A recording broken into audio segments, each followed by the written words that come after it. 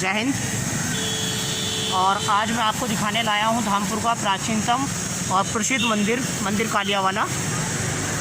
और ये बात मुझे कहने में कोई संकोच नहीं है कि धामपुर के इतिहास में सबसे पुराना और प्रसिद्ध मंदिर है ये। तो चलिए अब मंदिर की ओर चलते हैं हम लोग, और मैं आज आपको इस मंदिर का संक्षिप्त इतिहास बताऊंगा कि ये क्यों ऐतिहासिक है। और मैं कोशिश करूंगा कि यहाँ जो पंडित जी रहते हैं वो मुझे मिल जाएं। आप देखिएगा बिल्कुल प्राकृतिक वास है एकदम। और यहाँ पर जो परिवार रहते हैं उन्होंने ये गाय पाल रखी है। यहाँ पर गैया है, छोटा सा लबारा है उसका, और चारों तरफ आम के पेड़ हैं। यहाँ आम आ रहे हैं, आम का सीज़न चल रहा है। आपके सामने बिल्कुल पूरा पेड़ आम से लदा हुआ है, देखिए आप।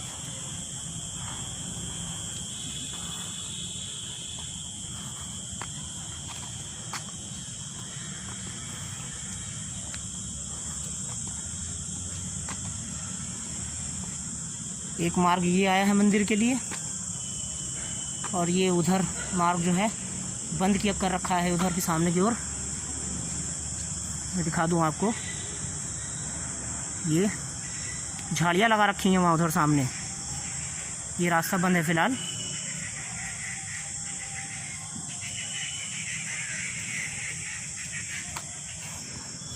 और हम मंदिर कालिया वाला आ चुके हैं, और धामपुर के इतिहास में सबसे पुराना मंदिर है। लगभग 350 से 400 साल पुराना इतिहास है। और मैं आपको संक्षेप में बताऊंगा कि क्यों है। जय शिव शंकर, जय भोलेनाथ।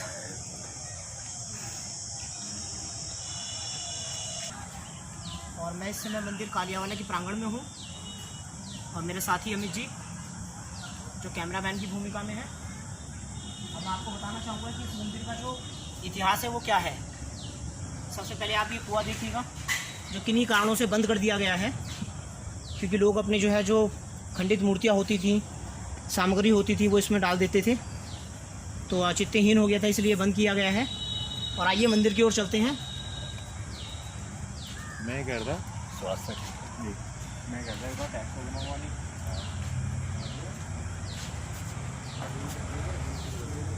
जय भोलेनाथ।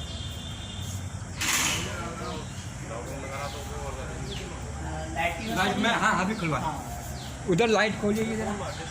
ठीक से कहना चाहूँगा कि एक बार वो चारों ओर का व्यू आपको दिखा दें मंदिर का, और पूरी परिक्रमा कर लें। वो इधर से आ जाइए मुझे, आप इधर से आ जाइए।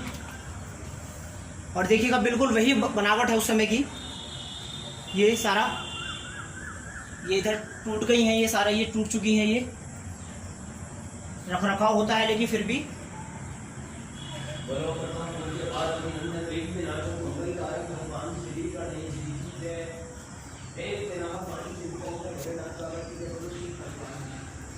हम चारों ओर से मंदिर का आपको व्यू दिखा रहे हैं।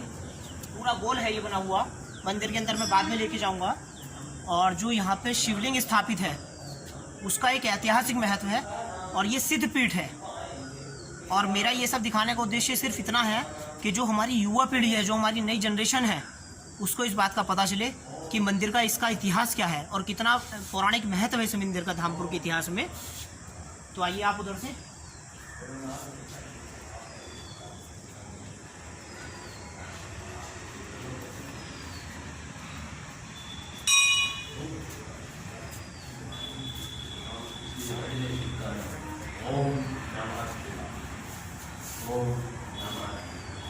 भक्तगण मंदिर परिसर के अंदर है, पूजा अर्चना कर रहे हैं वो, तो थोड़ी सी प्रतीक्षा करनी पड़ेगी आपको।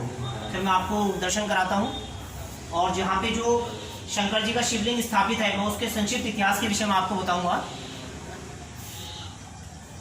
पंडित जी लाइट की व्यवस्था हाँ अभी चल रही है। हाँ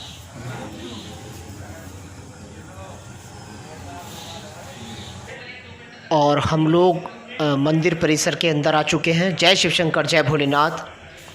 और आपके सम्मुख हनुमान जी विराजमान हैं। जय बजरंगबली महाराज, जय सिद्धबली वाले बाबा। बहुत छोटा मंदिर है, लेकिन अपना ऐतिहासिक महत्व है मंदिर का। और ये देखिएगा आपके सम्मुख नंदी जी और नंदी जी के बराबर में लक्ष्मी जी और गणेश जी की प्रतिमा यहाँ स्थापित की गई है, आप देख सकते हैं। और ये अखंड ज्योत है जो इसी तरह से जलती रहती है यहाँ पर। आप इसे किंवदंती कह लें, क्योंकि कहीं भी ये लिखित में नहीं है इसका साक्ष्य यहाँ धामपुर के इतिहास में, लेकिन मान्यता है। और धार्मिक दृष्टि से मान्यताएं जो है सर्वोपरि होती हैं, आस्था जो है वो सर्वोच्च होती है। तो मैं इस शिवलिंग के विषय में आपको बताना चाहूँगा। इस मंदिर का जो अपना इतिहास है वो लगभग 350 से 400 वर्ष पुराना है। नाथ संप्रदाय के श्री कालियानाथ एक महंत थे, उन्होंने इस मंदिर की स्थापना की थी और उन्होंने ही इस शिवलिंग को यहाँ स्थापित किया था। और जो इतिहास है वो ये है, रामेश्वरम से यहाँ लाकर स्थापित किया गया था।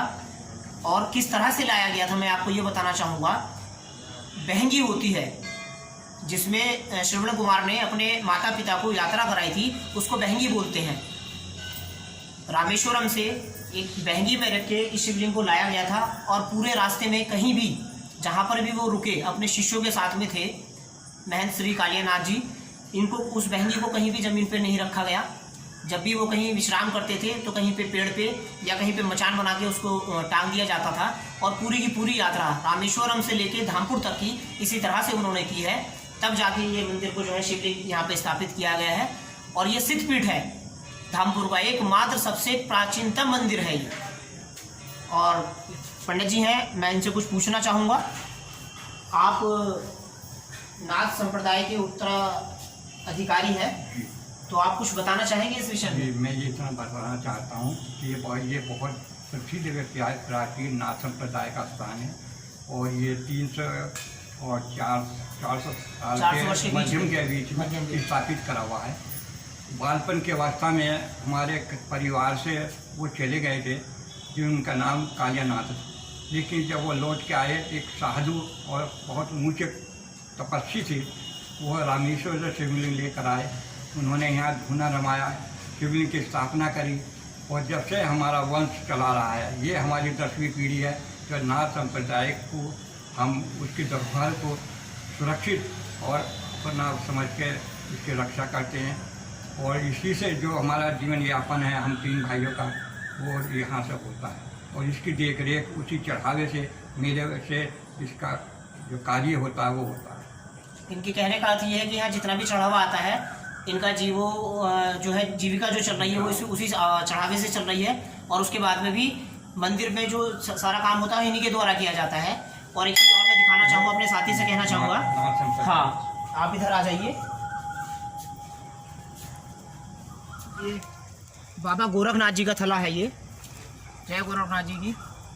क्योंकि गोरखनाथ जी को जो है नाथ संप्रदाय का मुख्य माना जाता है। मुख्य माना जाता है। हमारा वंश चलता है नाथ संप्रदाय। नाथ संप्रदाय की जो प्रथा चली है वो इन्हीं से चली है। नाथ संप्रदाय की जो वही है। तो ये समाधि स्थल है और बहुत छोटी छोटी ये मठियाँ बनाई गई हैं। और जो मुख्य इस मंदिर के स्थापक थे महंत श्री कालियानाथ जी, ये उनकी समाधि स्थल है जो आपके सम्मुख है। और ये किस किस की यहाँ बताना चाहेंगे? दादा परदादा की जीत। अच्छा, ये उनके वंशावली के हैं सब। ये नाथ संप्रदाय के अपने वंशावली के हैं। ये 1 2 3 4 5 6 7 8 9 10वीं हमारे बाबा के पीछे है। 9 समाधियाँ हैं। जैसे पीछे है जहाँ रामडोल मंदिर रुकता है। और जितने लोग यहाँ आते हैं, मेरा उद्देश्य सिर्फ इतना है कि वो इस मंदिर के इतिहास के बारे में जानें। और आपको गर्व होना चाहिए कि लगभग 350 से 400 वर्ष पुराना मंदिर हमारे यहाँ स्थापित है। और ये एक सिद्धपीठ है। मैं आपको पुनः बताना चाह रहा हूँ इस विषय में। मैं आपको चारों तरफ का व्यू दिखा देता हूँ। अपने साथी से कहना चाहूँगा वो चारों तरफ का व्यू दिखा दें आपको। एकदम प्राकृतिक वास में अपने, कोई किसी तरह की कोई छेड़छाड़ अभी नहीं की गई है यहाँ पर। जबकि आप इससे अगर बाहर जाएंगे, इस परिक्षेत्र से बाहर जाएंगे आप, तो पूरा यहाँ कॉलोनी वगैरह स्थापित कर दी गई है चारों ओर। बस्ती है। और ये पीपल का बहुत पुराना पेड़ है। आप इसी से अंदाज़ा लगा सकते हैं कि जो व्यास है चारों तरफ की इसकी परिधि है वो बहुत मोटी है, विशाल है। ये कितना पुराना पेड़ है ये। अमित इधर से ले आओ।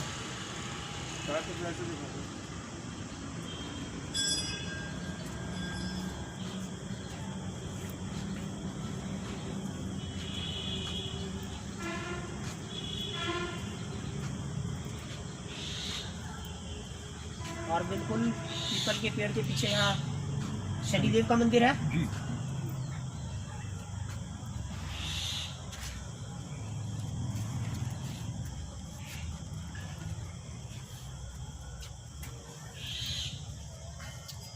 और यहाँ शनिदेव का मंदिर स्थापित किया गया है, मूर्ति स्थापित की गई है शनिदेव जी की। जय शनि महाराज जी, जय श्री राम।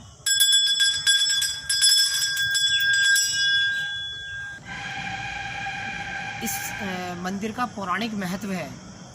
और जब हम मुख्य द्वार से आए थे, अभी हम जब यहाँ से वापसी जाएंगे तो मैं दिखा दूँगा इस मंदिर के जो है जो क्षेत्र है ये इसी में, वहाँ पे देवी मंदिर है काली माता का। और आपका नवरात्रों में बहुत अच्छा मेला भरता है अष्टमी का यहाँ पर। और धामपुर के साथ साथ जो धामपुर के आसपास के ग्रामीण क्षेत्र हैं वहाँ से बहुत लोग अच्छी खासी तादाद में यहाँ आते हैं, बहुत आस्था रखते हैं इस मंदिर के प्रति अपनी। मंदिर अपने बिल्कुल राम राम भैया, मंदिर अपने एकदम प्राकृतिक रूप में स्थापित है और उसी वजह से बहुत सारे लोग प्रातः काल में यहाँ प्राणायाम और योग करने भी आते हैं। ये बेंचें बनाई गई हैं उन लोगों के बैठने के लिए, और देखिए आपके सामने लोग बैठे हैं और बहुत शांति मिलती है यहाँ के। किसी तरह का कोई शोर शराबा नहीं है, कुछ नहीं है यहाँ। जबकि अभी थोड़ी सी बाहर निकल के जाएंगे तो नेशनल हाईवे 74 है और कुछ दिनों में ख़त्म हो जाएगी ये मान्यता इस रोड की ये, क्योंकि हाईवे अथॉरिटी ने बाईपास निकाल दिया है नैनीताल से देहरादून के लिए, जो मुख्य मार्ग बना है उसके लिए। और अब हम आ चुके हैं मंदिर कालियावाला देवी माता के मंदिर में।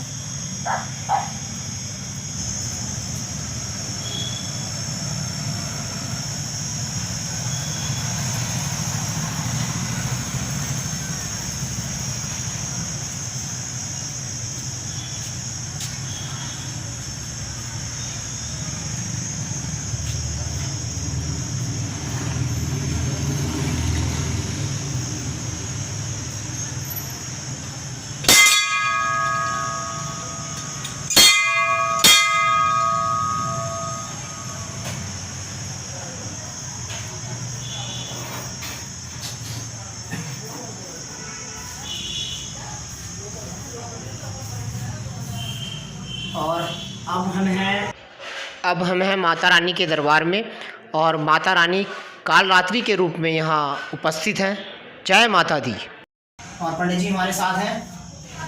पंडित जी कुछ कहना चाहेंगे आप? मैं ये कहना चाहूँगा ये जो है ये भी जैसे आप हमारे उन्होंने बताया है, ये उसी टाइम का स्थापित है माँ का दरबार, और इसकी मान्यता बहुत दूर दूर तक है।